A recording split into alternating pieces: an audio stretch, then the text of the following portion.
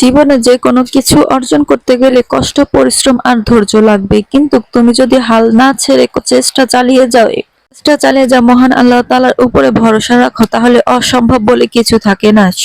পৃথিবীর কোনো কিছুই সহজে হবে না, কিন্তু সম্ভব হয় এই বিশ্বাসটা আমাকে এগিয়ে নিয়ে যাবে। তোমাকে এই বিশ্বাসটা ধরে রাখতে হবে। হ্যাঁ, আমি পারবো, আমি চাইলে সবকিছু করতে পারি। আমরা পারি না বলে অনেক কিছুতে পিছিয়ে আছি। আমরা যদি চাই যে তাহলে অনেক কিছুই করতে পারি। আর এই তো দেখেন, চেষ্টা আর পরিশ্রম ধৈর্য নিয়ে বসে থাকবেন ইনশাআল্লাহ, আর মহান আল্লাহ তাআলার উপরে ভরসা রাখবেন, দেখবেন একদিন সবই ঠিক করতে পারবে। তো যাক, এই তো বাচ্চারা পুডিং খাবে বলে মাথাটা গরম করে ফেলতেছিল। তো যে ভাবা সেই কাজ, একটা পুডিং বানিয়ে দেবে। আর পুডিং এর মানে দুধের পরিমাণ যে বাটিটা, ওইটা খুঁজে পাচ্ছিলাম না। পরে বড় বাটিটা দেওয়াতে এটা পাতলা হয়ে গেছে আর কি।